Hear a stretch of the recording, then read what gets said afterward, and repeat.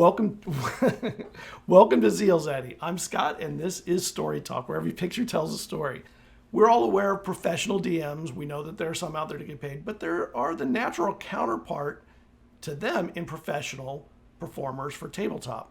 No different than a film director and professional actors, but just a different medium. So the skill sets are a little different. So what does a professional performer bring to the table? Pun intended, I guess. More immersive role playing, so extensive knowledge of the game system, voice acting, impressive storytelling skills, something as pedestrian as more people in chat. Let's ask the GMs that work with them, and let's find out together. All right, so why don't we let everybody go around, say who they are, where they can be found. We'll start with Trooper and go clockwise around.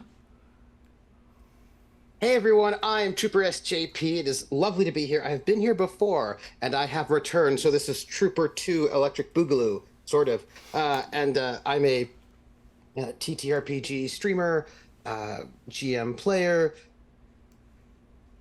multi-faceted nerd of all stripes, play the banjo, all that kind of good stuff. And I'm very happy to be here, that you should have been here in the green room. We were chatting about all sorts of very cool things, and there's some really neat people here, and I'm really excited to be talking with them. Nice. Deej. Perfect. I am XDeej. I am a streamer, YouTuber, recovering TTRPG runner and producer. That's probably been a little bit of a removed focus, but probably plenty of experience to speak on there. Now mostly focused on solo game streams and produced YouTube content, but hoping to bring some good history to bear and insights to share. So, all right, and Matt. Hey folks, I'm Matt, him, the producer and lead GM at MimicsNMisfits. We are a tabletop collective group where we're looking to share stories with folks and highlight players in the community. Always looking to host new games. We do assistive production and that kind of stuff for tabletop games that may have a story they want to tell, but not the technical know-how or time to do it. Well, I have a whole slew of questions, probably way more than we could possibly get to tonight. But if you have a good question, drop it in chat. Just put question before it so it's easy for me to spot, and I'll bring it up when I check back in chat to see it. I do pay attention. So I'm going to start with some easy questions. These are like the low-hanging fruit. What do you look for? No, I'm not going to go there. That's not as low-hanging as it sounds. I'll go to the difference. Is there a difference between a paid, a professional player and a not professional, and an unpaid or a non-professional player that you've experienced? Yeah, I can jump in there. I think it's a huge difference, to be honest with you. I probably, much like everyone here, I would guess at least, and most of the people who are likely to watch, started as a hobby. I did it for free. The people I did it with did it for free. We were focused on having fun and just trying to get the most out of it. And when I transitioned into looking at more like produced elements, and the people behind the scenes that make cool graphics and overlays and the performers themselves and, trying to kind of put those pieces together, all of a sudden, as you're raising the stakes and the output that you're trying to create in that package, the people that you're bringing in and paying to be a part of that, I think then have to kind of bring more to the table to offset the massive investment that goes into the front end of producing something like that as well. So sometimes that's, hey, we need these headshots for promo. We need you to do this VO for this cool release idea that we're going to be doing. We need you to make sure that you're available not just for a session 0, but we want to work through these 2 story points that we're going to work in for 4 episodes from now. And it's a much more involved thing that I think justifies the label of being a professional or a paid player or something to that effect. Yeah, I'll say along that same line, one of the biggest things I've seen is actions at the table. So like where a free player may do something like, I'm a paladin and I offer a prayer to my god for success in this battle, where a paid player will walk out and be like, "Dear Saloon, please bless us in this coming combat that my sword may strike true. And even those little moments make such a big difference in the end production.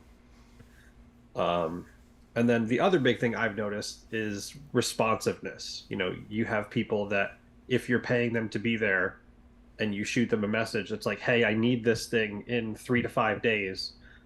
It happens. Tricky. It's a tricky thing to answer because in some ways, no, I would say not at all. But the thing is, there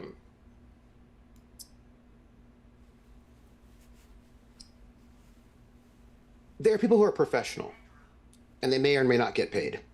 And there are people who are not professional and they may or may not get paid. There are people who are professional and they're not that, I mean, they get paid, but they're not professional. And there are people who are very professional and don't get paid. So in some ways, whether or not you get paid is not necessarily a mark of whether or not you're professional. So I would note that. I know people who do not get paid who are very professional I've worked with any time. And there are people who call themselves professional players who are not that professional and that I would not work with every time. But one thing I would think about in terms of players who get paid, many of them also don't get paid. Like sometimes they get paid, sometimes they don't, depends. But I think for me, the biggest difference is not whether or not, is actually just what kind of equipment they have. People who are professional tend to have, because they're getting paid, they have money to invest in getting a better camera or a better lighting setup. If there is an expectation I have for a paid player, it's that they're going to have stable internet and a decent cable, a decent camera, and a decent audio. Because it's not, you know what I mean? Like that is one, but I will say this, there are a lot of people who do not get paid who have those things. So, but generally speaking, if you are going to get paid, I would hope that at the very minimum, you have the kind of quality equipment that will allow you to be able to put out good quality on your end, is what I would say. And like a lot of those, so for me, it's very tricky because I think there are things that I think that a person should do if they're getting paid, and many people who do get paid don't do them. And I know many people who don't get paid who do them. So it's tricky, right? Like there's like a level of quality and professionalism that I expect in anybody that I work with. But that was also but that's also how I was when it wasn't streamed at a home table, right? Like my expectations for a game are fairly committed, right? I've always liked a very committed game where we wouldn't just joke around and hang out and just do nothing for 4 hours and waste everybody's time. That was me even before doing this professionally. So I tend to want the kind of committed players that I've always wanted. And, that may or may not correlate to whether or not a person considers himself professional or not. So going down that road, I mean, obviously you've worked with various players in various genres and games. Do you find yourself, and this is, I mean, anybody who's an actor will be very interested in this. Do you find yourself sort of typecasting the actors you work with? Like, they're good for sci-fi, this one's good for fantasy. Oh, if I need a deep horror story, this is my cast. Yes, I would a just little say bit. Yes. But also, I would say, but not typecast. I wouldn't say typecasting. Okay. Yeah, like I've seen where people can really succeed at, high fantasy or sci-fi, but I've also seen the very frilly and funny high fantasy player that when you put them in a horror game has the absolutely most mind-breaking concept for a character. I think some people are suited for certain genres and delivery types, and to kind of rewind back to the point of what do you look for in a professional player, I think it's obviously a mixture of things, but ultimately a lot of what it comes down to is when I'll speak for me personally, but when I'm hiring somebody to play, I'm not looking for a player. I'm hiring someone as an entertainer, because at that point you're professionally producing content. You're producing entertainment, and if the content is not consumed, you don't have a back-end monetization opportunity to try and recoup the expenses that you're investing into it. So I think it's less about would you want to typecast or kind of inject somebody into their specialty.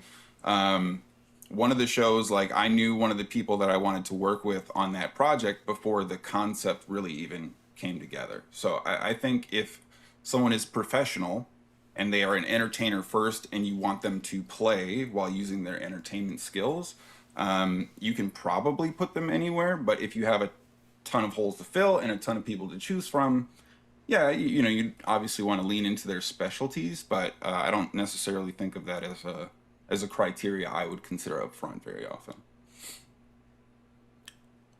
Okay. And I'm not looking for entertainers, I'm looking for players, right? I like, my whole thing is that I'm going to do the thing that everyone says you're not supposed to do. If you want to make a good stream, don't do anything that I do, because you'll be a failure. Because everyone says these are the things you have to do to make a good stream, and I think that, consider the average stream makes 3 players. I think you should just do what you want to do and do it to the best of your ability, and you will find an audience that's an above average audience, because the average is 3. So I feel like I'm not going to compromise my vision, which is that I want to have the best players. I think I have seen so many streams where they bring on actors and they're bad. They may be able to act, but they can't play. And what you end up getting is something that doesn't actually work as a game, or it's just not entertaining, because it's a bunch of people who don't know how to play, who are just mostly it's what happens when you get a lot of improv actors who are comedians, and it's just a lot of jokes. Do you know what I mean? It's just a lot of jokes, and the game's not there. And if we wanted to do that, we could just watch stand-up comedy. But this is a game, and people are coming to watch a game, and so you have to have the best players who can also be entertaining. Yeah. But entertainers who cannot play are not going to make a very good game. So I want people who are very good players. And for me, it's all about, I don't typecast in terms of, oh, you're this archetype. What I look for is what I would look for in any instance, which is, well, I'm going to run a horror game. Who enjoys playing horror? I'm going to run a game that has a very crunchy rule system. Who enjoys really crunchy rule systems? Yep. Which players are going to work well together? Which players do I trust? Which players trust me? And really, let's be very, very, very transparent. Who do I trust to be consistent? If you're a person who cannot make the game and who is not consistent or reliable, then I'm not going to recast you, right? Reliable, if you are consistent, if you're a person who I know will know what the rules are, will learn them, will invest in the mechanics as well as the game, will be a good team player, is not a spotlight hog, that will give opportunities to others, and will invest in the moment, and actually just knows how to play in a way that the best role players do, which is a form of generosity.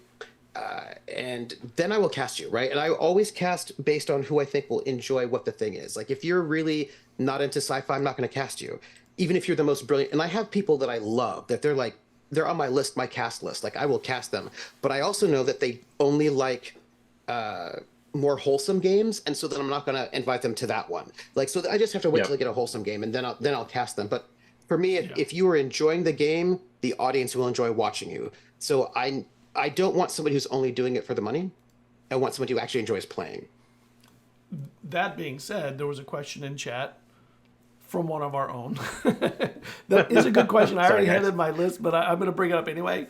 When doing a paid game, do you have an application process, and how do you pick a player? All right. I think that's actually two questions, by the way, but I think they are intertwined. Yeah. So because I asked, I do an application. I've been doing like a Google.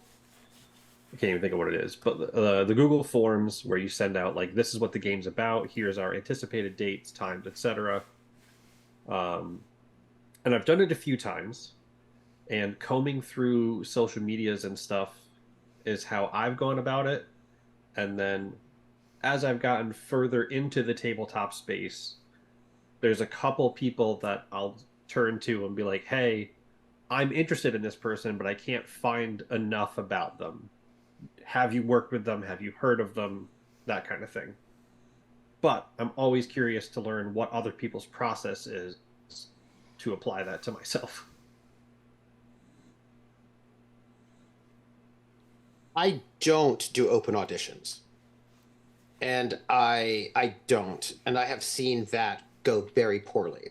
I especially have seen things like community games. Anybody can just show up and play. I think there's a great space for that. That is not what I'm going to do. Mostly because the games I run are pretty intense, and there has to be a level of trust. I'm not going to have somebody that I do not know at the table with my other players, especially when I'm going to do something that's very intense. For me, when I see that people do sort of open calls, oftentimes it's not very diverse, either in gender, race, et cetera, because numbers. And so for me, whenever I am going to do a show, I specifically ask people. I go through like, I'm a casting director, right? So I'm like, okay, who have I worked with before? I have a list. I always, as a person who pays players, I almost always say yes if somebody asks me to do a guest spot somewhere else, usually for no money. Because if I guest spot somewhere else, I'm going to meet more players and I will be able to actually get to work with them and see what they're like to play with them at the table. So I'm always on the lookout to sort of play in other games so I can meet new people to see what they're like. I regularly watch new shows, usually just one episode, but I will go through, watch new shows to see other players. I've got a bunch of channels that have like good, decent quality, and I'll go watch them and I'll see who the players are. I'll make a note of them.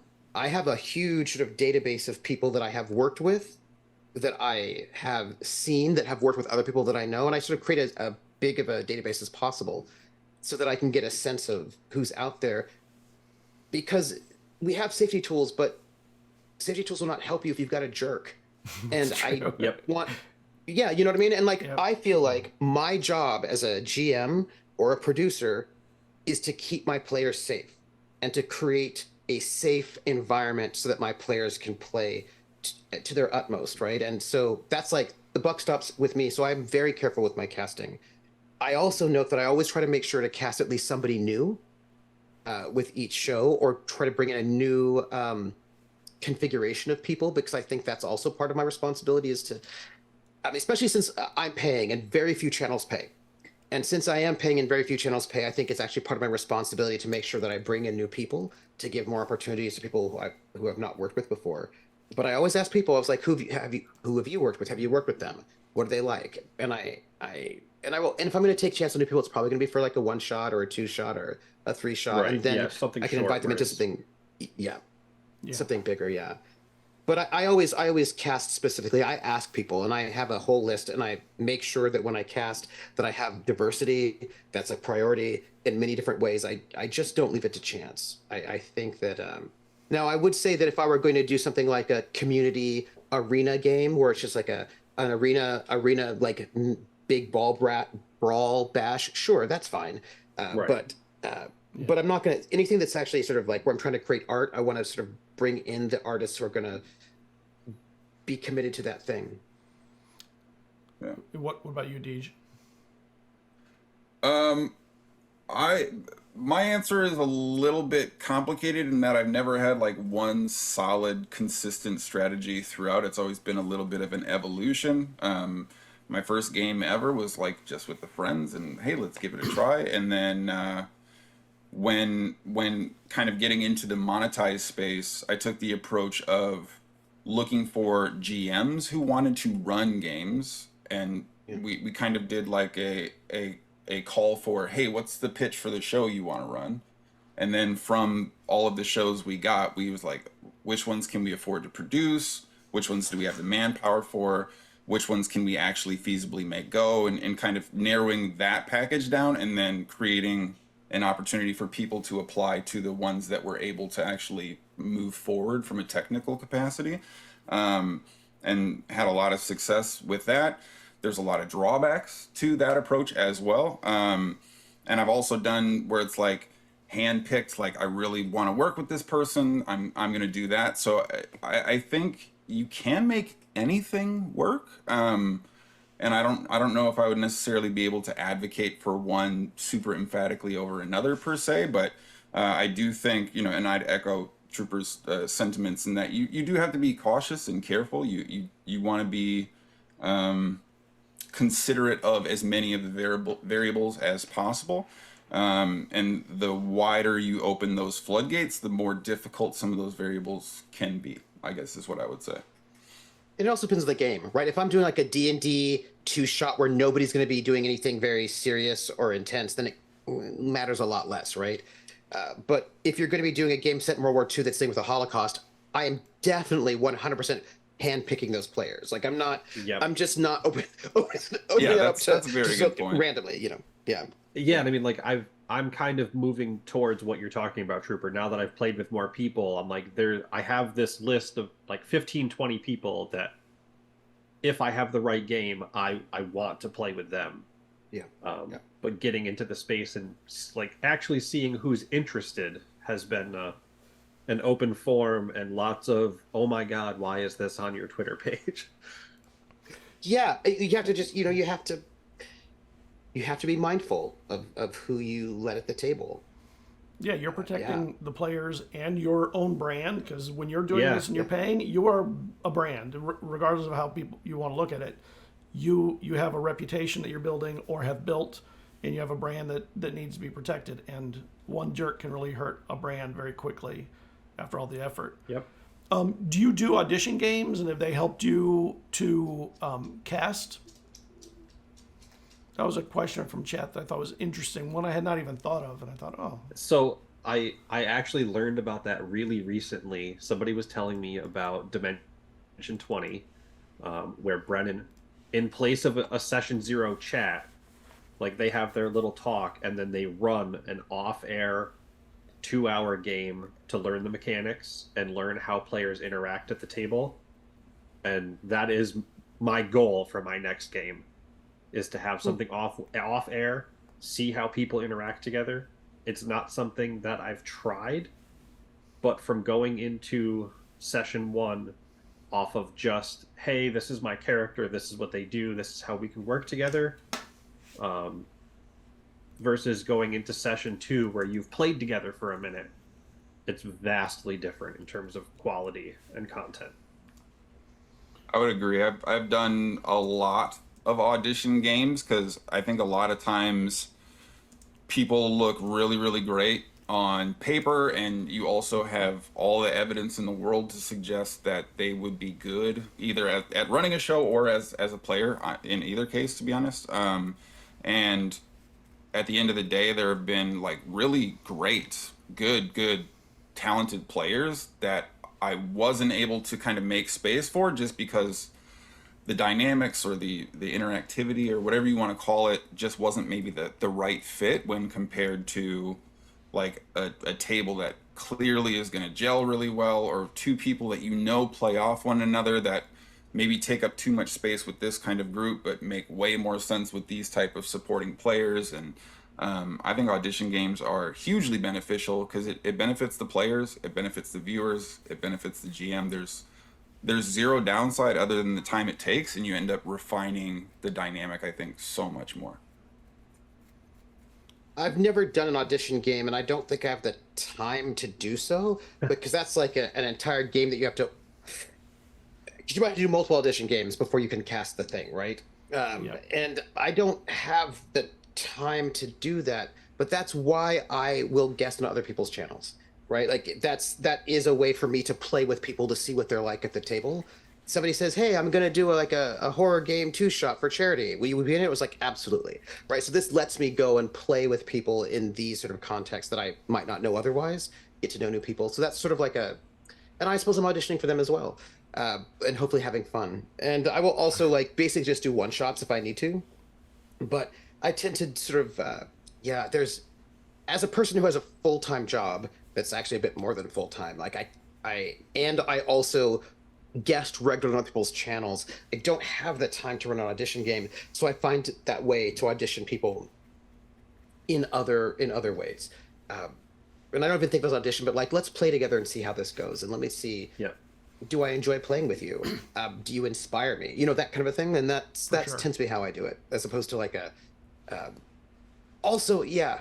I mean, I don't know if I were Dimension 20. I'm sure I'd have 1,000 people wanting to audition for me, right? Oh, but, yeah. A whole different problem, but a serious problem. Yeah. You had mentioned something earlier. You said that, and I think it's important that this is an art when you're doing it at a high level. Yeah. It's not just, group fun entertainment. it's collaborative storytelling when it's done well. So has an actor ever saved your game from something you did poorly as a GM? Because I think since it's collaborative, sometimes you're going to have an off night or not be best, or maybe not do the yes and as well. And them, I mean, that's kind of the expectation, is a professional knows when you're off that night too, and they help pick up for you. Do you have any stories on any actors that have done something that just like, thank God they were there for tonight? All the time. All the time. Like, there's no way, I think, to always be at 100%. And I think the more experience you have, you know, that's a loose interpretation for how much skill you can bring to the table, because a lot of that is going to be drawing on those experiences. But I've absolutely had off nights. I went live once where I was sick and had to rush to the bathroom while we were playing, but like we handled it and approached it like a professional setting, and I gave them like, keep this going. I put the cameras just on them, and I was like, I'll be back. And I think when you have players that don't just enjoy playing, but they're also kind of passionate about the stories that you're telling together, things like that are naturally going to emerge, where your players are doing the bulk of the good storytelling, if you want to call it that. But when they're accounting for your deficiencies, if you have an off night or you make a bad judgment call or whatever the case might be, good, passionate, invested players that want to tell the story with you will always try to make it better, I think. So yeah, even not even necessarily an off night. I've had a couple players that have done things that I did not anticipate at the table, and the group collectively came together to really kind of cover the gap while I got my shit together. Like, we had a lot of environmental hazards. We're playing a Starfinder game, and they cast Life Bubble, and all of those things just went away. So the group was like, we're going to keep exploring. They're talking about the spaces that they're in, and I'm just going through and being like, oh my God, what am I replacing this giant threat with? Yeah. Yeah. I mean, I don't really do story. I mean, story happens, but I don't do story. I'm not a narrativist who's going to tell you entertainer story. That's not really what I'm interested in. Like, if you want like a narrative you're going to get in traditional stories, you're not going to want to watch my shows. I'm going to disagree about your own streams. You have great story that comes out of your streams. I watch them. I know. Yeah, but I don't do story. What I do is character, right? And so for me, story emerges from character rather than I want to tell a story. I don't want to tell a story. I want story to emerge from character, which means I cannot do a show without good players, because unless it's a one shot where that's not what we care about, because everything that happens in my game is the characters, right? So it's not like good players can make up for a deficiency for me. Without good players, there is nothing, because everything that happens is a study of the character, and there is no way for me to actually. I mean, I have the skills and I'm capable of doing it, and I will do that on other people's channels. When people invite me to GM on their channel, I give them story, because that's the traditional thing. But on my channel, I don't give story, I give character, and I give space for the characters to sort of grow, change, be challenged. And that is not a thing that can happen without players who are very committed and want to explore characters. So I don't even do anything. I just sit there and like make a space for the players to sort of explore their character. I can't even imagine, without the kind of characters that I specifically cast for, there is no way that I could do anything that happens on my channel at all. And and I will tell you, side note, that the kind of players that I'm looking for are the kind of players who I really feel like should get paid, because they're special and rare. That takes a level of commitment and thought inside and outside of the game that not everybody likes to do. And I feel like that's something that's so special and so important that should be appreciated with money. Appreciated. Like with they said in yeah. Mad Men. That's what the money's for. Yeah.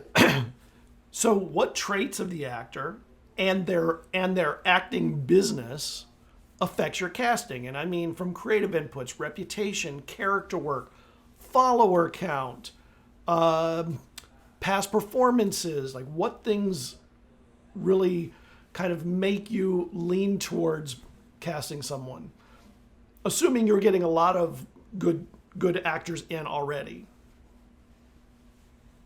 I guess past performances. yeah, that'd be a big one.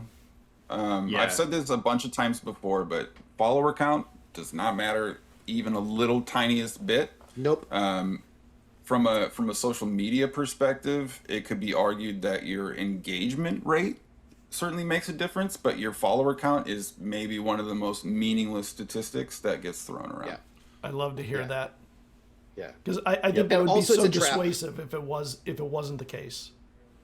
I mean, it's a trap, right? So many people are like, oh, this person has a huge Twitter following, but how's that going to help you on an RPG? Just because people follow them on Twitter does not mean they're going to come and watch you on an RPG. And there are people who have huge follower counts that never advertise the shows they're on. They don't bring an audience. And there was a trend where people would be like, oh, the way you can make your RPG show popular is by getting people with huge follower accounts who are video game streamers who don't know how to play, who don't know how to play with other people because they're used to just being solo stars. And that doesn't actually make the game better and doesn't increase the viewership. I mean, for me, I would pick somebody with 0 followers who's a good asset to the table every single day before I'd pick somebody who has a huge follower count who is not an asset to the table, because it doesn't actually translate to views. Maybe 1 or 2, but they often don't stay because their fans are not necessarily TTRPG fans. Right. Yeah, like there are some people on Twitter that with, several thousand followers that it's just they make a good joke, they have a good meme every day. That doesn't mean they want to sit down and watch somebody cast Eldritch Blast. Yeah. So what are the inputs then that make you lean towards someone? And by the way, I'm glad to hear that. I know I've heard over the last few years about actors in Hollywood and Atlanta and New York and everything where follower count was sometimes a thing that made producers, not directors. I don't think directors ever cared, but producers have cared and made decisions based on that. And I'm glad that's not the case here. Yes, I mean, I think my people biggest do thing it, is... but it's not a good idea. You know what I mean? Like people do it all the time because they think, but they don't. But it doesn't. It's not good. Yeah. Yeah. Yes, I mean, I've gone through other Twitch or YouTube streams and seen a few players and been like, they were engaging enough that I turned my attention to the game they were playing instead of just listening. And then you write that down and be like, hey, like Trooper said, you start building that list of like, this person was really entertaining to watch. Let me go check that out more. I think to try and dial in on the nature of the subject and to speak explicitly towards paid players, I would say that one of the super successful shows that I produced and kind of ran some of the tech for a little bit and whatever else, the whole cast combined maybe had like 1,200 followers. But it was monetarily successful. It was well promoted. It was executed well and invested in by the entirety of the cast. And we were able to execute with a lot of sort of, coalesced effort rather than exposure. When producers are looking for independent actors with a certain following count, it's because when you're talking about the money involved in movies, impressions matter a lot more than actual engagement. And in the TTRPG space, impressions don't mean anything because at the end of the day, you need the click. It's not whether people have heard of your show, it's whether people are showing up, attending, and supporting it. So I would say that follower count doesn't matter at all, but you do need people that have a supportive base willing to engage with them. Even if they're not TTRPG people, you at least want them to show up and say, I don't care what this show is, but I want to support so and so. those people, you can have 100 followers, you can have 1,000 followers, you can have 10,000 followers. You need that supportive percentage, and that's the important piece. Yeah. For me, I there are things that I notice as being not always, but trends. What I tend to want are people who are committed to the game and to the table and to the other people at the table. And what does that look like? Not always, but it often looks like they cosplay, or they will add something, a prop. Like they bring things to the table of their own volition, right? They're so interested in their character that they're like, oh, I'm gonna put on a wig, or I'm gonna do a thing, I'm gonna do something to like show my enthusiasm for this character. They will ask me questions about their character. They'll DM me when the game's not on, being like, oh, hey, do you think I could do this thing? Or what about this, right? There's like a commitment, and you can see how the players will talk to each other in DMs, right? The way that they support each other. For me, what makes that's important to me, right? That because I don't run casual games, right? I tend to want players who are intense and intensely committed to this, which means they're going to chat with me, they're going to chat with each other, they will chat with chat, right? That they're going to sort of be present. Being present is actually really important to me, right? That they are not just like texting on their phone during the game, that they are concentrating, that when they are not speaking, they're listening and supporting. And this is what you want. This is what you want from a good actor, right? They say that acting is reacting. A very good actor is present and giving you energy even when they are not giving lines, right? And that's what I want from a player. I want a player who's present and giving energy even when they're not giving lines, that is there. And I want somebody who is invested in telling the story, in doing the art, in exploring their character, that if I say to them, so tell me, what was your character's like best Christmas? They can tell me, right? Because they have thought about the character enough that they know the answer to that question, right? If I say, what does your character do when they're alone, all by themselves with no one in the room? They can tell me because they've done that thoughtfulness, right? And they've got the kind of quick wit investment and thoughtfulness that they actually bring a fully, like, basically people who know how to do character work is really what I'm looking for, right? If you know how to do character study, I'm going to be very happy with you. Nice. Well, we're about midway through. We're going to take a real short break. It'll be shorter than normal tonight, but pay attention. We do have all these Kickstarters that I'm going to drop links to. If you see anything really cool that you want to follow or go back them. These are all small creators. It's not WotC. It's not the big creators. And we will see you in a few minutes, everybody. All right, we are back. Again, my mic was muted. Crazy night. Okay, so we had one question that was asked earlier that I didn't get to, but I want to get to it now. So, and I think it was an interesting question because it's sort of peripheral to the bigger question, which is, what size production team do you have or have you typically worked with? Is there an ideal size production team? And this is because if you're working with professional actors, the idea is you're probably working an elevated stream. You're like doing more complicated, bigger things anyway. I'd recommend getting as many as you can afford, but that probably still won't be many. I traditionally would say literally 1 or 2 people in a production back-end capacity.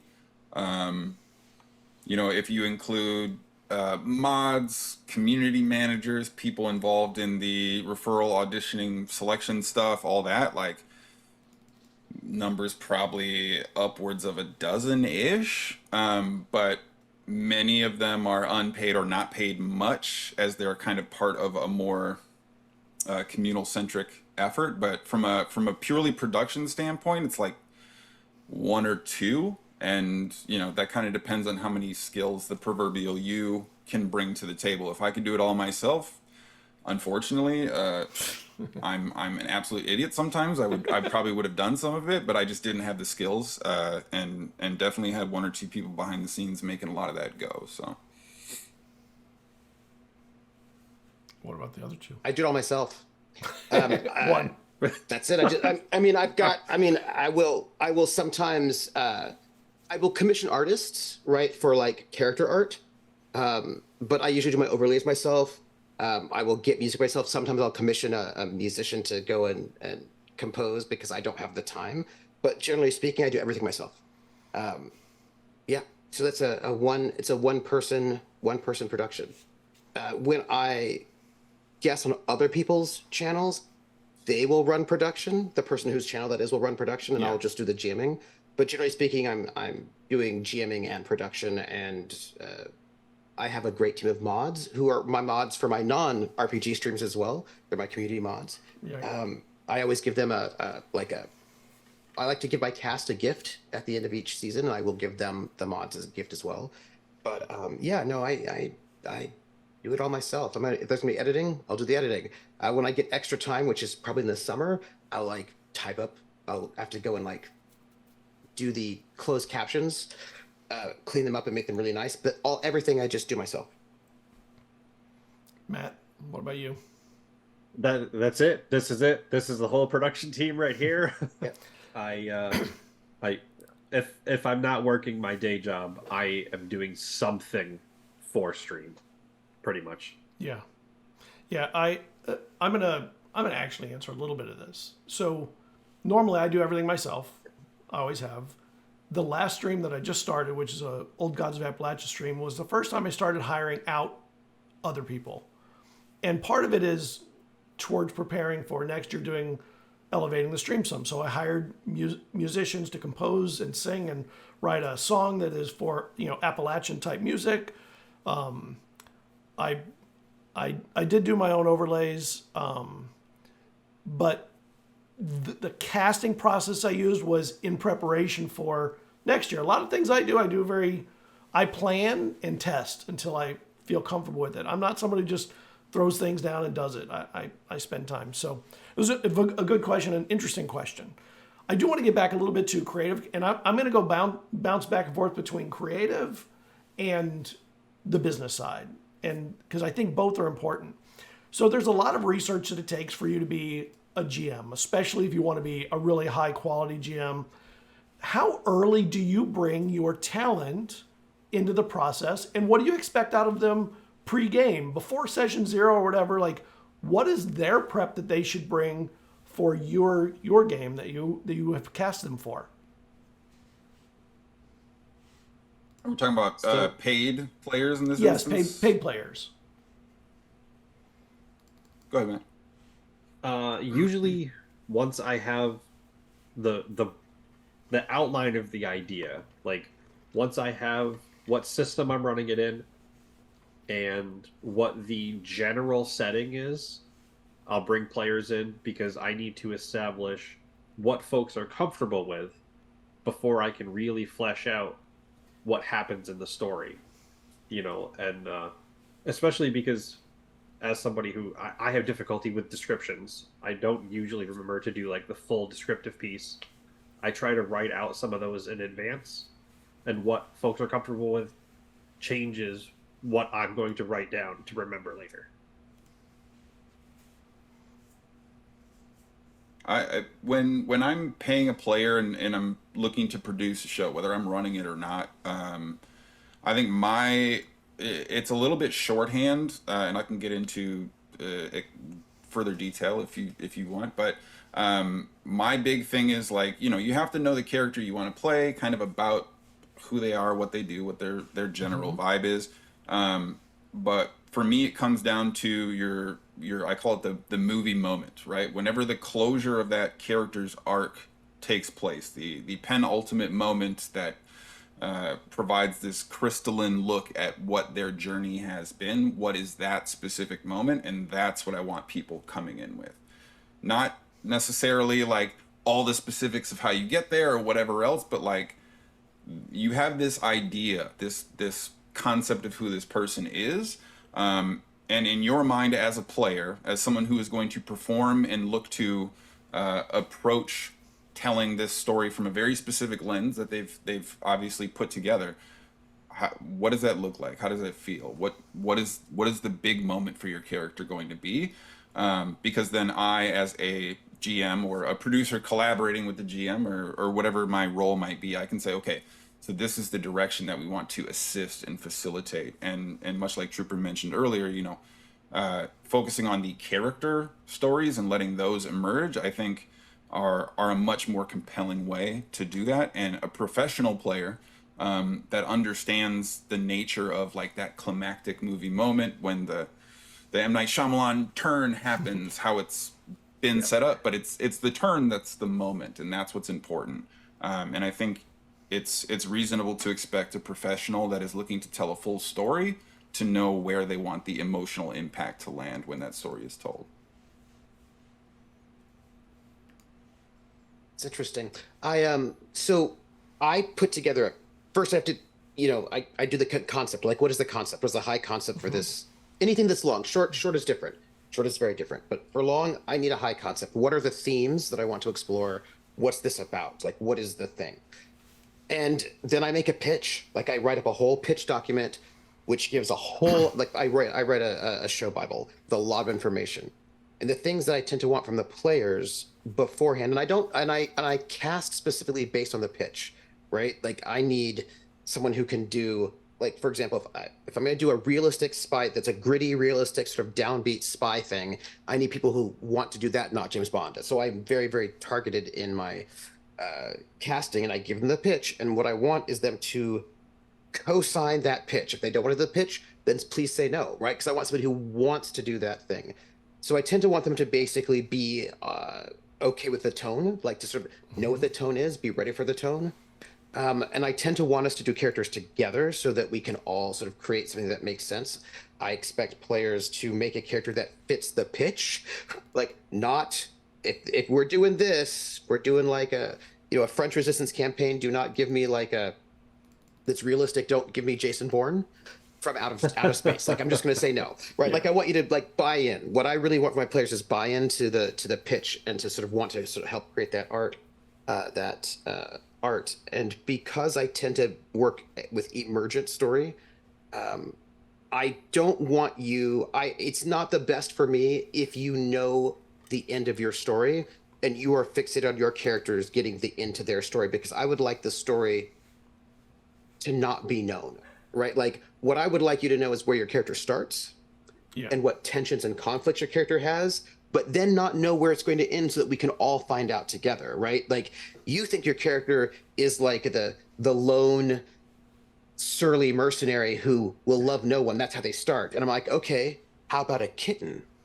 What do you do now, right? Like I want that conversation where we know where we start, we know what's at stake, we know what our motivations are, what our goals are, what the universe is doing, and then it is a game of throwing things at each other to challenge who we think we are, and then find out what happens and what that means when you actually, now you love this kitten, now what happens, right? And how does that impact everybody else's relationship with each other? And maybe your dream was to defeat your uncle, and now it turns out actually you joined forces with your uncle. I don't know, but like, it's all about this sort of like really interesting. And so like, I want people who are ready to sort of make characters with each other, make connections with each other, and then really sort of settle in, know the tone, commit to the tone, commit to the concept, and then be committed to exploring what happens, right? Committing to exploring with each other, in conversation with each other. That is, like, in my ideal space, I have players who are thoughtful and nerdy enough to really want to sort of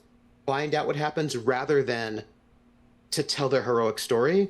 Because if you want to, like, as a GM, I don't want to do that. Like, if I want to do that, I could just write a book, right? As a player, you could just write a book. Like, I want us to be together, right? And like find out what happens. And I think that takes a certain kind of openness.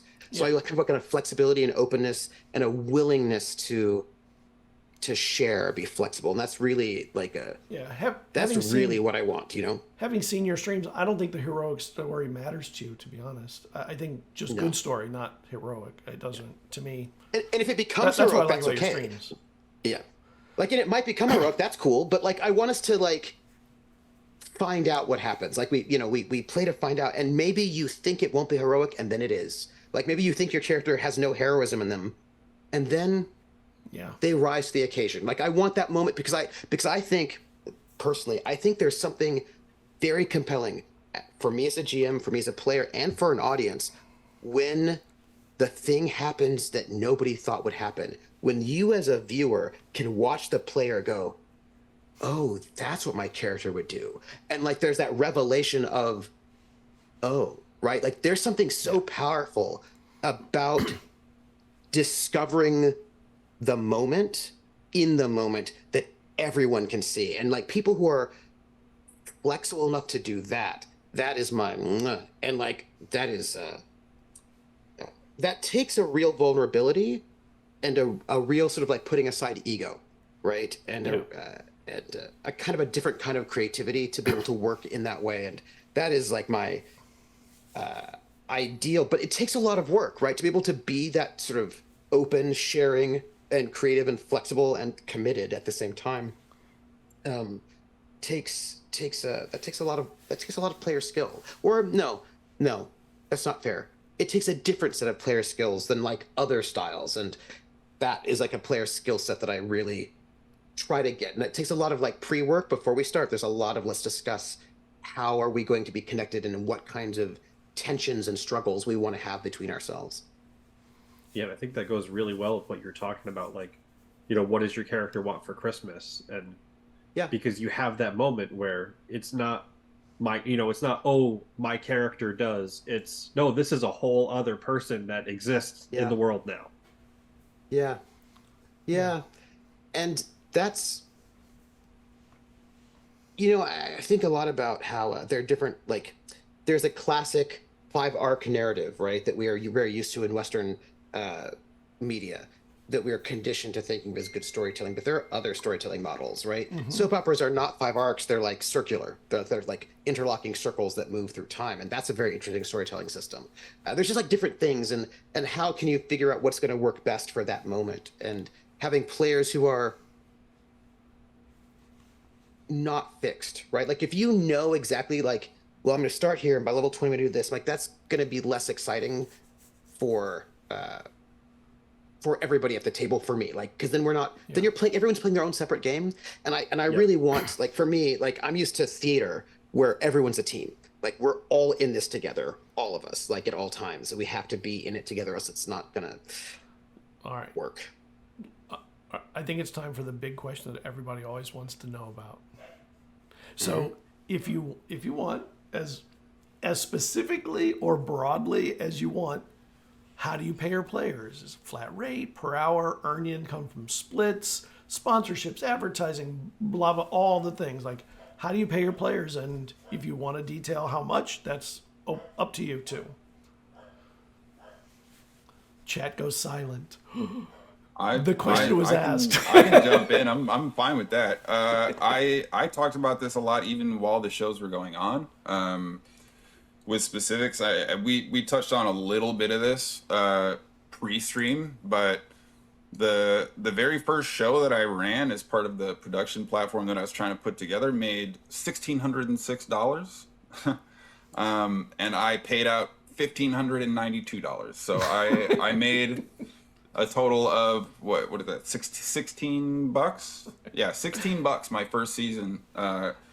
But I also paid out almost $1,600 to the players. So the way that I did it is I stood to gain the biggest lion's share of the intake, of which unfortunately there wasn't as much there. But my players all had a guaranteed minimum, and then they took a percentage of what we took in if it was above that minimum.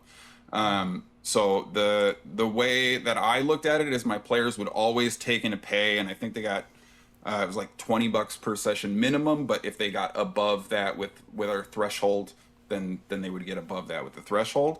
And then the second season we made like 300 extra on top of that, and I mean I won't go through the entire spreadsheet, right. But like it builds, and when you invest personally, and I think this is both players, producers, GMs, doesn't matter. Like, yeah, I'll give you $20 for showing up and giving me your best, but like, if you like and enjoy this, and you lean into the monetization vehicles we have, and you keep your finger on the pulse of our community and the people that want to support you as a player and us as a show, that's going to come back to you as well. And I think you get a much broader net of universal investment when you have people like, yeah, I'll give you a wage, but if you're interested and invested, you just get more coming back to you. Very nice. Fair. How long was that first?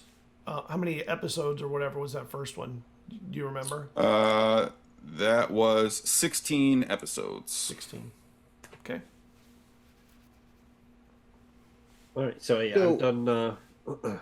I swapped mostly to 6 weeks, 6 week runs. It became a really manageable way to tell a story, work with people I want to work with, but also keep my attention and new ideas. And I've done everything from flat fee of like, hey, I can offer $50, like it's coming out of my personal pocket. This is what I have available to pay. Like we did, we've done, $50 straight up, $50 in the program. I love Tailspire. I really like playing in 3D. Not everybody has it, but if I'm interested in having you at the table, hey, add me on Steam. I will happily pay for this. Up to our last game where we did, the audience got to say what kind of monsters, what locations showed up on a magical map, and influence combat, and we ended up at $2,100 to split between all the players. And that was our most recent game, and also the highest paid game we've had for our stream. So I've been around, I've been doing this for 7 years, and I've seen a lot of things happen. And first off, most channels are not monetized and they just don't make money. And I do not think that if you are not making money that you should be obligated to pay players. You just have to be upfront about what's going on. If you're not making money, then that is what it is. That although I will say that there are many different ways to pay players. It doesn't have to be cash. If you're not making money, you might be able to pay them in. I feel like you should at least get them the game books in that case they don't have them already. But the vast majority of streams are not even monetized, and I do not expect that people have to pay their players if they're not getting paid. There's a whole other model, which is not what I do, which is that whatever comes in tips and bits, if they've made affiliate, which is, again, only 15% of streamers, if they're able to get tips and bits, they'll split the tips and bits. And so, I've played in games where I've made $20 for an entire 12, 13, 14 season, session season, total, right? 20 total, or $5, $10. So a lot of streams, maybe you're going to get basically pocket change from the audience. If you got it, that's great. Some people will, right? That's but generally speaking, a lot of places don't pay much. They can't. Sometimes they'll give you $100 for a whole season. But when I first came in, I saw some things that I did not feel comfortable with. And what I saw people who had a bunch of RPGs on their stream, and they made all of the money. They paid no one. And they were some very big channels that were making a lot of money and then paid nobody but themselves. And I did not feel comfortable with that. I felt like those people who are on my channel playing my games, even if they're doing it because they love it and it's fun, they are generating income for that channel, and it feels unfair to me not to pay them for their labor. And so when I started running RPGs, I made a commitment to myself, which was I will pay my players no matter what. So I started off at $25 a session, which was actually pretty good at the time, I have to say. And the reason why I did that was because I said, okay, 4 players, that's all I can afford, $25 a piece, that's $100 a session, 4 times a month, so that's $400 a month. I can afford to pay that out of my pocket if nothing happens. If I don't get any money from anybody, and if I don't get tips and bits or anything like that, I can pay $400 every month to make this go so that they can get compensated fairly. And the very first season that I ran, which was City of Light and Shadow, this French Resistance campaign, I had to pay $75 out of pocket. Everything else came from tips and bits, and I have a Patreon as well. Since that very first season, I have not had to pay out of pocket for any of the shows so far. I haven't yet done the math for the last season, and I always put out all of my stats on my Patreon, but I keep it the thing open so you can see everything I've spent my money on and how it goes. I do cheat, by the way, because I don't count as an expense all the stuff that money I spend myself personally. I just take that as like all the stuff I do, all the cosplay, all the props, all the stuff all the software, all of the subscriptions. I spend a lot of money, but I never count that as part of the outgo or outlay. I just count like how much did I get and how much am I paying my players or art commission or that sort of a thing. And sometimes I get paid myself, sometimes I don't. I am very proud to say that I've been able to bring up the pay to $50 an episode. That was a commitment that I made, that I was like, I really feel like they should be getting paid at least minimum wage. So I'm up to $15 a session per player. And I may get paid, I may not get paid. But so far, I have yet to have to pay out of pocket ever since that first season. And that is due to the generosity of my viewers, right? The viewers give tips, they give bits, they're on our Patreon. And that's the thing that has enabled me to do this. I experimented in the summer of having 2 shows at once, which is probably going to be was probably a bit of a loss, but that was okay. Because I'd saved up, right? I have been very strategic in, for example, in between seasons, I've been running some solo sessions, which I just don't pay myself. So that will like save up a little bit of extra cushion of money. I will do sometimes like I've run Cthulhu Confidential, which is 1 player, 1 GM, which also saves a little bit of money so I can build up a little bit of a nest egg so that I can make sure that I can pay the players. And I can do this because I have a full-time job, right? That I don't have to rely on this for rent, so I can make sure that everybody is equal. And that is something that has been really important to me.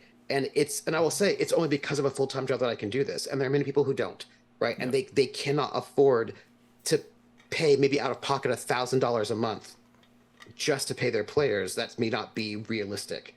And luckily I haven't had to do that because my audience is so great. My community is so wonderful.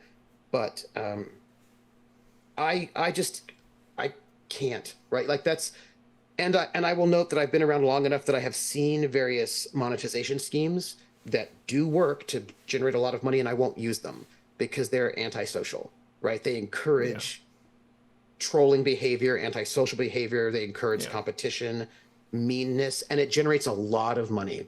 It really, really does. But I don't want money that way, right? I don't want to earn money by having the audience troll the players or pit the players against each other. And I'm not going to do it. I'd rather not make as much money, but have an audience who are kind and generous and loving and caring and care about my players and vice versa. The same thing you look for in your players. Same thing I look for my players. I'm very proud that I have a really good audience that, and maybe I don't make as much money as if I were pitting them against each other, but I would rather make less money and do it in a way that makes me feel like I've made something important, a good community. Like for me, paying the players is about my responsibility to them, not about their responsibility to me, if that makes any sense. Yeah, and honestly, focusing on the positivity means, people are going to want to come back, but the more positive your game is, the more positive a time the viewers are going to have watching that. Yeah.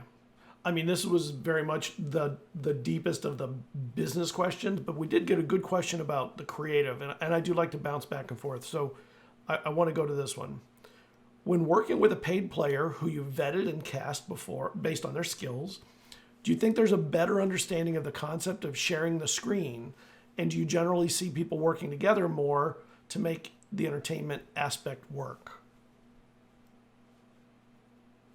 I think probably is a reasonable answer. The more professional experience people have, the more structured the narrative and people kind of ultimately, I think the real answer there is are you playing a game and paying people who are decidedly entertaining at doing that to play your game, or are you producing entertainment and the game is your vehicle to do that? And I think those are the two schools of thought. Neither is wrong, for the record. Neither of those is the wrong way to do it. But I think if you have people who are experienced in producing entertainment that use game mechanics as the vehicle, they are much more likely to be able to kind of feed into that improv theater style of like, here's your thing, I'm setting you up for this, now you go and make this big cool moment and whatever. And then you have people who are just like really charismatic, dynamic, entertaining. Yep. And you hire them because of that innate X factor, and you just happen to be playing a game. There's two very disparate schools of thought. I think one probably lends itself to better monetization opportunities, but outside of that, you know, whether you're a professional in this approach versus that approach, it's not so much an impact on your ability or likelihood to share the table as much as I think, do you have experience with that system? And that kind of, I think, determines how a lot of those stories emerge. So the cop-out answer is like, kinda, but I think it depends a lot on your production approach, to be honest. I mean, I have acted with actors who upstage people and do not share the stage well, right? Like, just because you're a professional does not mean that you play well with others. Right. There are people who are egomaniacs every which way, right? There are people who are selfish every which way. So for me, I don't think it's a guarantee that just because you have acting experience that you're going to be good at a table. Just in the same way, it doesn't mean that you have playing experience means you'll be good at the table either, actually. So for me, it's a bit of a chicken and the egg. Like, I don't think that. I mean, I think I suppose I'll put it this way: there isn't really a category paid player in the way that we think about it, right? Like, there are professional actors who go to school to train. Mm-hmm. There's like a whole industry of actors. There isn't really an industry for paid players. There are shows that pay, and then there are players who often get on shows that pay that then become regularly paid players. But I don't think it's the same thing as with actors, where you can be like, well, I went to Yale Drama School or whatever this is you got going on, right? In this one, it is that for me, it's more like, I see you, I pay, and if I think you're really good, I will pay you. And then you become a paid actor. But then the next channel you're on, they may not pay you at all. And so I kind of feel like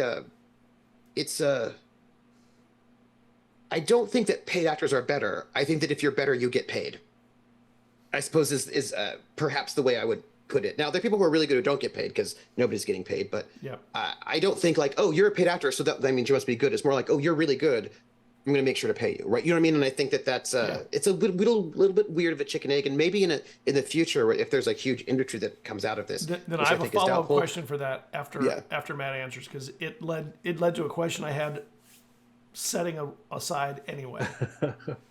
I'll say, I think the only thing I have to add to that is the more I interact with folks who are regularly paid, the more you get, hey, I'm looking at adding this person to the crew, and it's oh my God, I worked with them on this. They're really great at XYZ. And you have that moment of, they may not know each other outside of the game, but they have that in-world, maybe not your world, but in-world experience of, this is how we play well together. All right, so here's the follow-up question, and it is totally fed into from what you just said. You've cast your players and you've looked around, and you find a player that has never been paid, never played professional, maybe never even been on stream. What is your onboarding process, and how is it different from someone who is more experienced? Like, how do you onboard someone like that, and versus someone? How do you onboard someone who has done this multiple times? I think with a paid player that's got tons of experience, you can tell them this is what we're doing, and they'll be like, cool, yep, I got this. For the inexperienced person, I think you say, this is what we're doing and this is why, and then they just gain that experience. One show I produced had a couple people on it that had never been on a paid stream TTRPG ever, and it was like, hey, this is what we're going to do. This is what I need from you. This is how we're going to be approaching this XYZ. Here is why these things are being pursued. That is why I need this from you. And then when they see that manifest and materialize, and on the back end they're getting paid as a result, they're like, oh, yeah, okay, yeah, they can connect the dots. But I with some mild nuance, I would argue there's no real difference. You just explain why, and you try to provide a little additional transparency where there might be a it's a given that someone with paid experience kind of knows why those things work that way, and you just are more communicative with someone who's less experienced. On top of it, do you bring in people that have never been paid before? Is that, I mean, it's Sure. It's kind of part of the same thing. Okay. I mean, Trooper already said yeah. there's great people that haven't been paid. Like, Okay.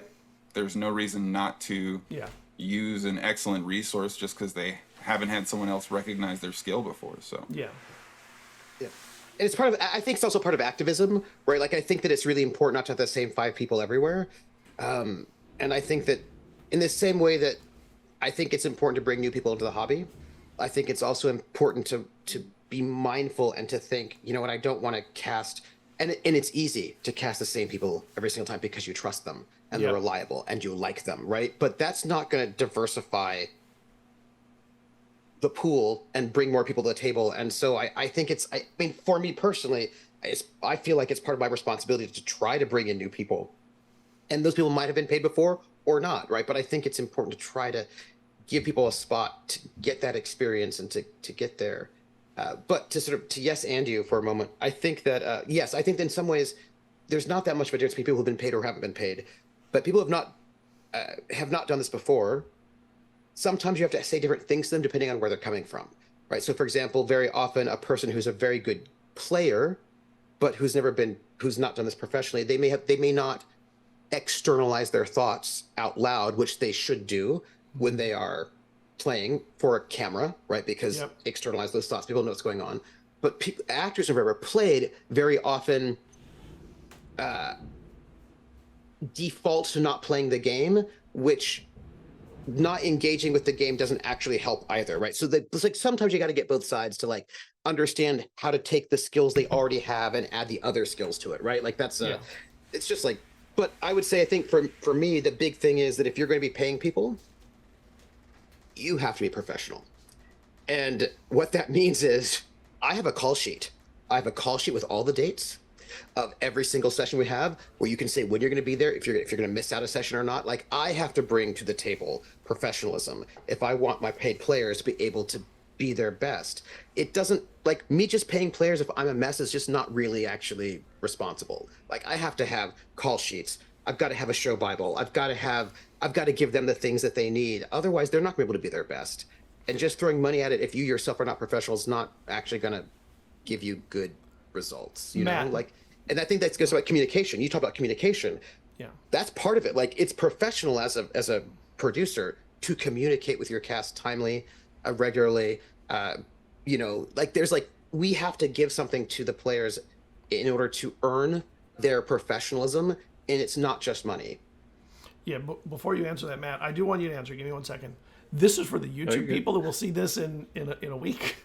There's an episode where Trooper supplied all of this information as a document. If you go back and you find that episode, which was on GM Prep, you can see exactly what he means. It's got his call sheet in there. It's got all his show Bible and everything in it. It's beautiful work Lines to and see. veils. Yep. So, all right, go on, Matt. Which Scott will link right here. Yes, thank you. Perfect. Yeah, I mean, so it's a lot of those same things where the only real big difference is having that discussion that, hey, if you're going through this thought process, make sure it's coming out loud. And if it's somebody, again, who's acted but not played the game, for something like, you know, a simple persuasion check, you can be like, that sounds like a great idea, let's roll. And then what the result is, have them use their acting skills to play off that so that the game is still involved. Because it is exactly that. Like, they can make a really, really eloquent speech or a really cool hit description, but there's nothing worse than having this amazing description to roll a 1, and then all of that's like, oh, but it was just a dream. Yeah. And I don't know about but that's... Yeah, it's just little player skills, right? Like, you might start the thing, then you roll, then you finish. You don't do the whole thing, then roll. Like, you're like, I'm going to start my persuasion, roll to see how it goes, and then finish it, right? So that, like, there's a way in which you sort of incorporate the dice as part of your improv, but it has to be in the middle, right? These are just like little player skills, right? Like, that are... it's actually there are a lot of player skills. Yeah. It's actually the difference between an actor and a TTRPG performer is understanding the value of bringing the system in to benefit the story. Yeah. Have you had actors tell you their expectations? Bring it the other way around and say, well, this is what I expect from you. Yeah, absolutely. And not necessarily about the story, but like Trooper said, I've had people say, we are working together now. This is a business relationship. These are my professional expectations of you. And it can be as simple as like, if you send me an email or a message, please don't spam message me 30 minutes later when I haven't responded. I have a day job, life, wife, kid, whatever it is. Whatever that level of professionalism they expect.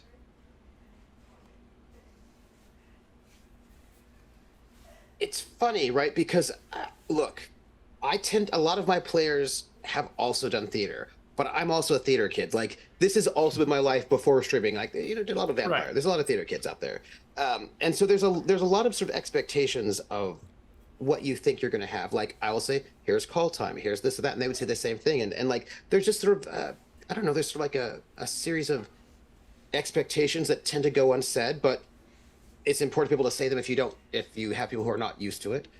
There's also sort of a level of like energy that people tend to expect players to bring to the table if you're going to be sort of projecting. And if people are not bringing that, we have to sometimes, right? But I generally speaking, I've had people say, like, usually things like, here's when I need to be out. Like, I need to be out by this time.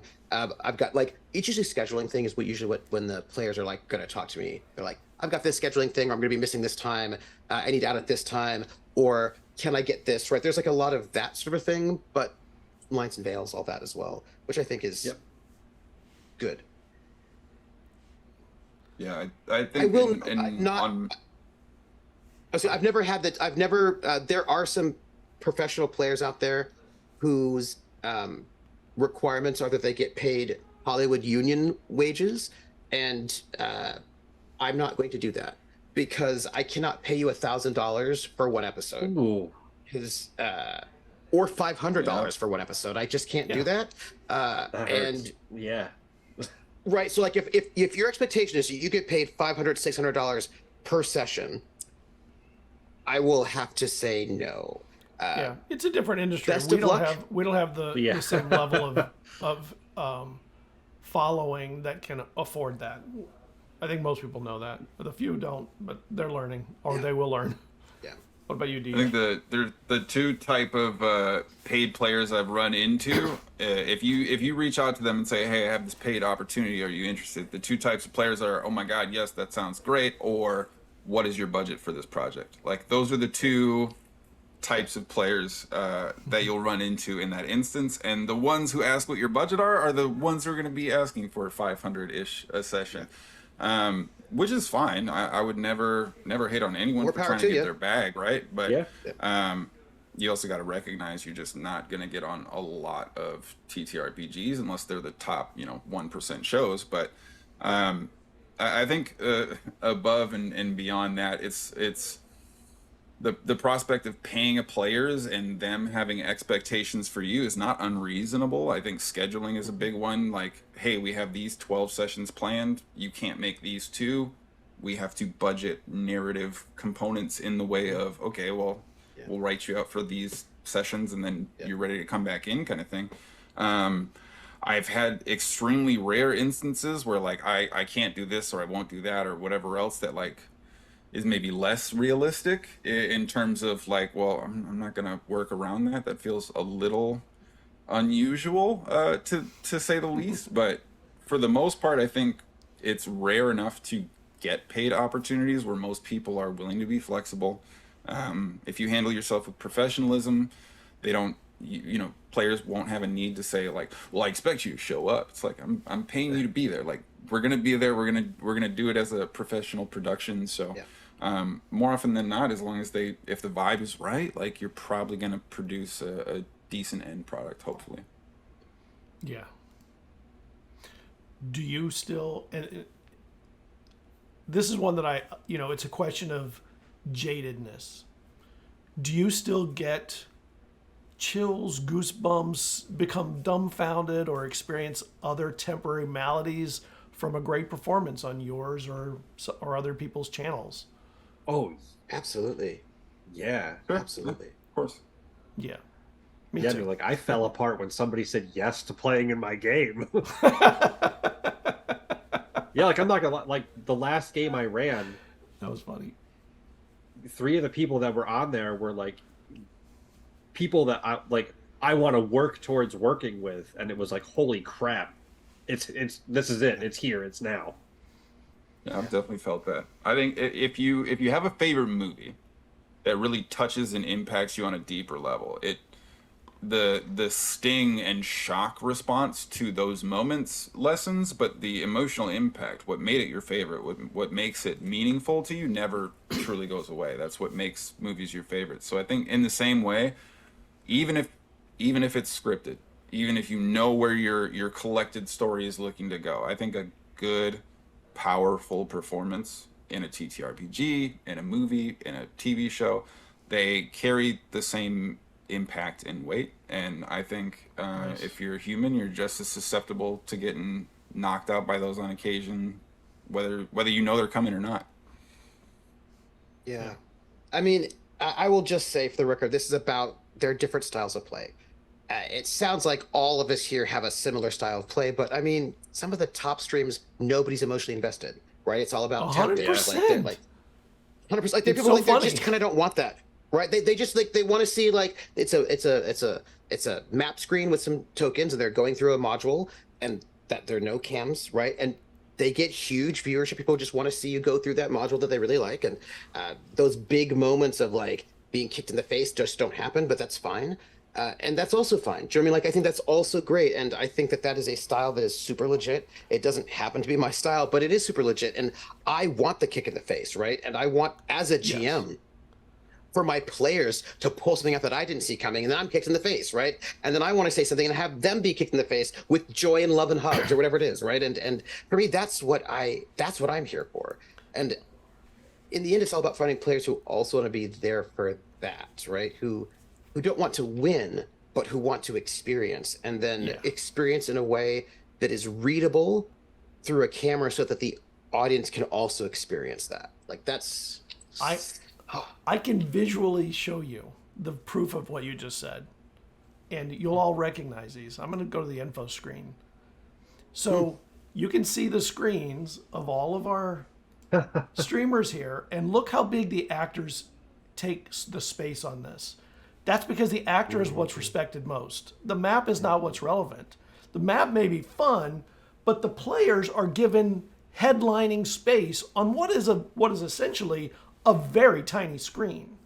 And I think when I was, prepping for this, I saw these and I was like, I love that, because I can see emotion in the eyes of a player, or when their mouth twitches, or when their nose is itching because they're like itching to say something. To me, that's when I know I'm watching a stream full of people who love the RP and the acting part as much as the technical aspects, maybe more so. That's proof. Small cam boxes make me sad. Just gonna say it, because I was like, I won't want to even see your watch it. face. If they're a little tiny box and I can't see them, I will stay 10 minutes to see if there's really anything much of value, and I move on. I want to see performance, and that performance can be talking or crying or laughing or whatever. The one thing I don't want to see is little tiny tokens sliding across a grid. To me, that's the least interesting part of it. I mean, everybody teach their own. Some people love that. To me, though, I love the acting part and I love the performance. The honesty, the emotional honesty. That's like, So I am going to ask one question that could potentially have a negative answer. What is the hardest creative choice you had to make in casting for a TTRPG? For a stream, like the hardest creative choice. And, it's up to you whether I would rather you not mention people if it's a people thing, but, we all have to make complicated. Table and assembly. difficult. Huh? I think table assembly is probably the biggest one. When it was a very, very short and very, very specific window, but there was at one point where we were going to have 3 shows going at the same time and trying to cast and budget for all of them. We had kind of a large pool of players, and figuring out how we were going to mix and match people and what combinations in pairs. There was a lot of discussion to kind of get us to that point, but I think some of the most, we'll say, spirited discussion and most energetic discussions kind of behind the scenes was, no, this group plus this group and this and that, and trying to kind of suss out what was going to be the best for all productions, all individual players, that suited a GM style, that provided the best kind of spread out incentives for everyone to get their little piece of it. I hated that part. That part was not only the most lengthy, but it was the most difficult, and I would say that's where a lot of the time and effort went into, because similar to like the audition games, we hadn't seen some people play together, but we'd seen them play. So even if I had gone into a game with them, I'd still like, wow, this player's great, but how are they gonna be here? We have 2 people that are a little bit commandeering and 2 people that are a little bit passive, and we have 3 more people, and this area needs 1.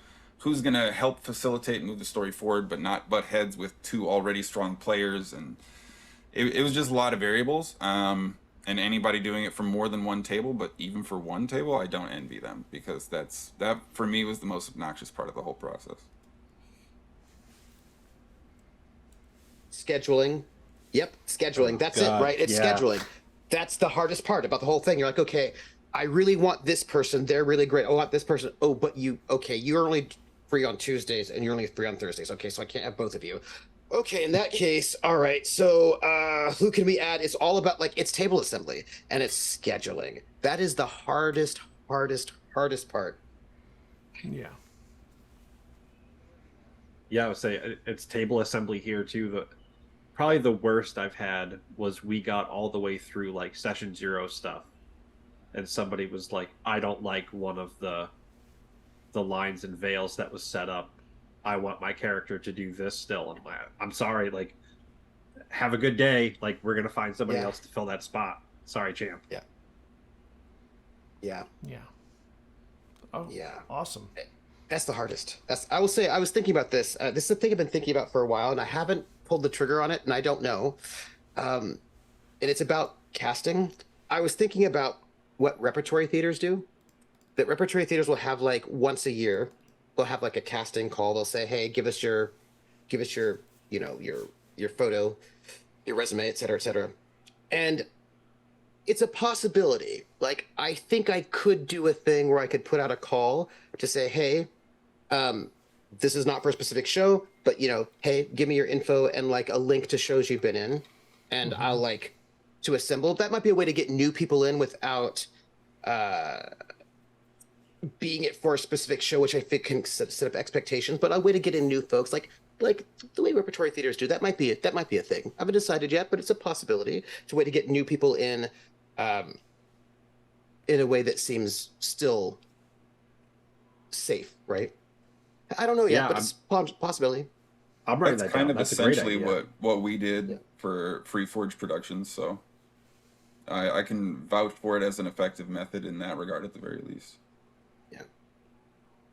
So what would be the best, simplest advice you would give to somebody thinking about going pro, quote unquote, going pro?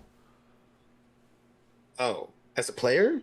Yeah, player that's thinking about going pro. What do they need to, outside of just watching this stream, which you'll learn everything that you need to know? Know that it's probably not going to happen. That you might get paid some, but so few channels pay anything at all. And if you do get paid, it might be like a free PDF or maybe $20 total for the whole thing. Like, just do not expect to go and make $500 per session. That's very unrealistic. The best thing I say is make sure you have a good camera, make sure you have a good internet connection. Make sure you have a good internet connection. Ideally, if you can, wired, not Wi-Fi. Good camera, good mic, know how to use it. Be a good community member. Watch a lot of shows.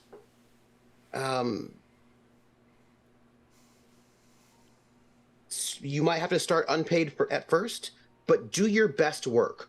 Always do really good work. If you want to get paid, make sure you're good to work with. Make sure that after you finish a show with somebody, if anybody asks about you, they will say, oh yeah, that person, that Miss Mindykins, so good to work with. Really nice, really giving, really reliable. They were so fun to work with. Do that, right? Like make sure that whenever you're done, people will always say good things. Yeah, that's what I would say. She is great to work with.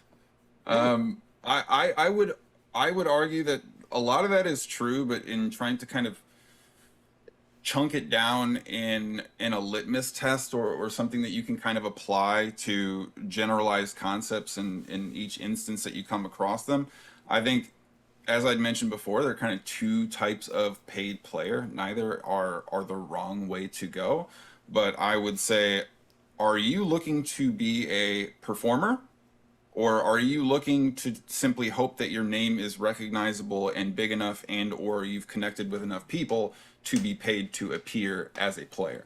I personally, I think players, good players, so to speak, I think their value is extremely overinflated. As a person who has paid players, I don't think good players are hard to find, to be honest with you. I think good performers are extremely valuable and they're underpaid. And I think if you want to create an opportunity for yourself, you will recognize that you are now pitching yourself as a product, right? Actors are a product for the movies that they're auditioning for. And becoming a paid player on a TTRPG, even if on a massively smaller scale than a Hollywood production, is the same thing. And I think you need to comport yourself in that manner, think of your approach from that manner, apply yourself with professionalism because it's going to be a job kind of thing.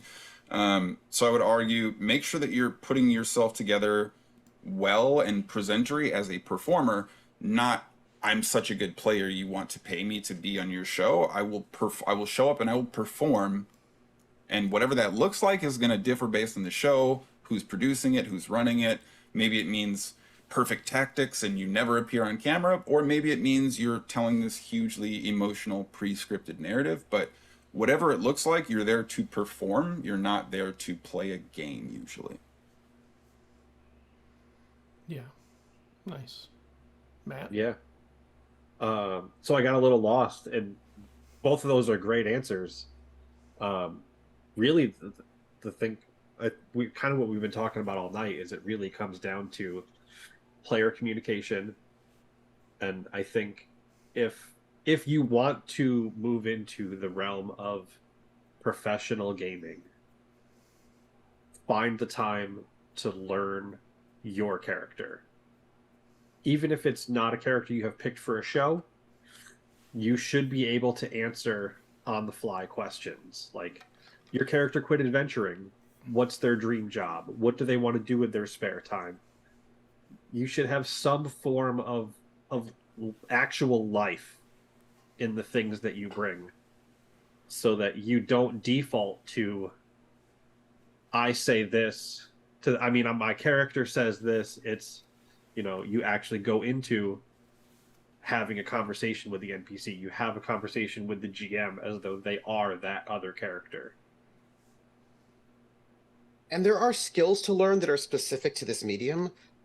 For example, right now, right, I am not looking at my fellow castmates because they're here. And if I'm looking here, then I'm not looking here, and that doesn't read well. Right. So, learning where to look, learning how to make sure you don't step on other people's lines, because Zoom has a,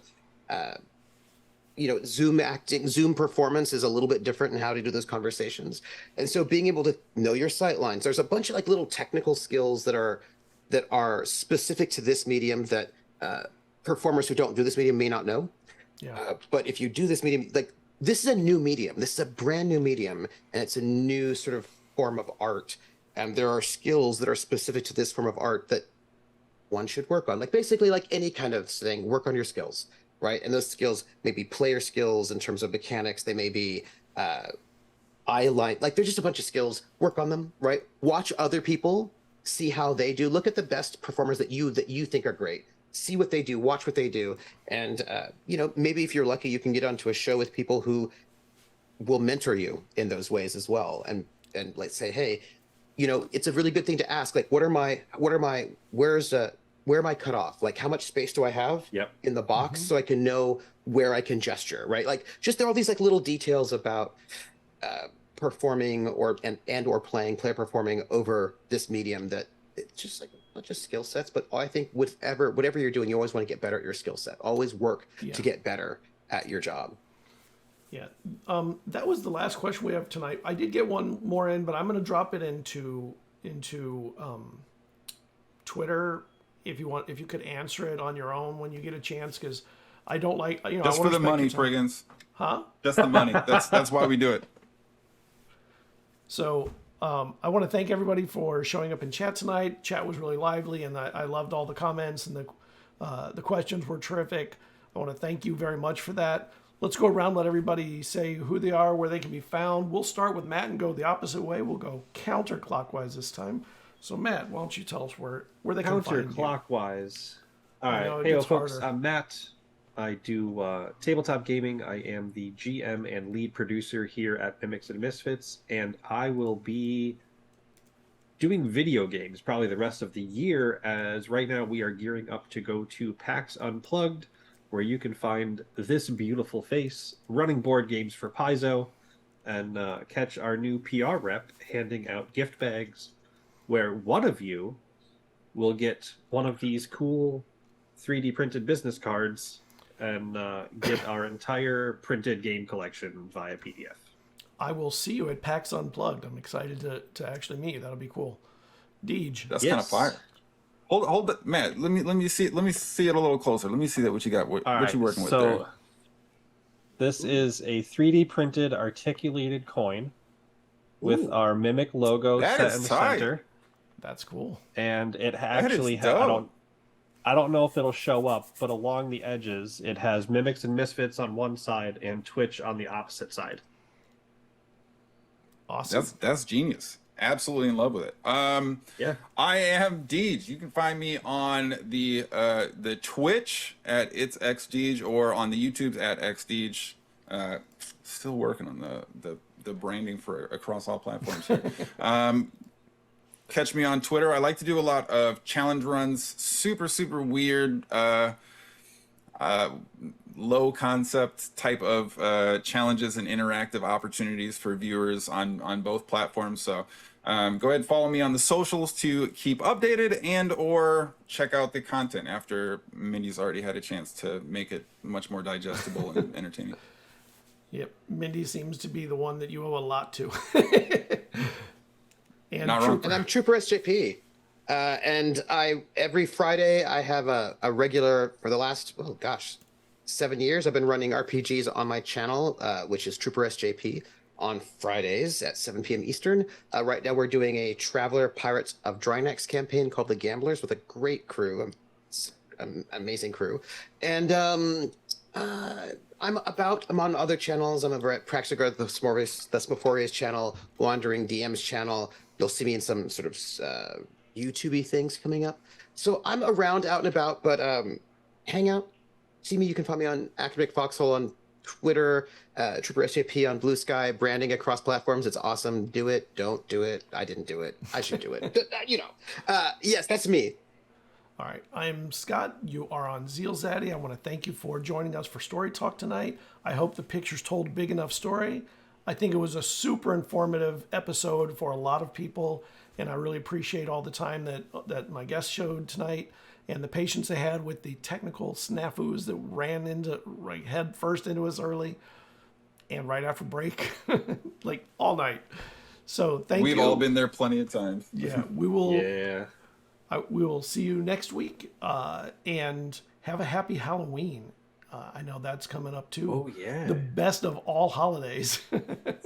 Spooky. Take care, everybody. We'll answer that question in Twitter. Have a good night. Bye.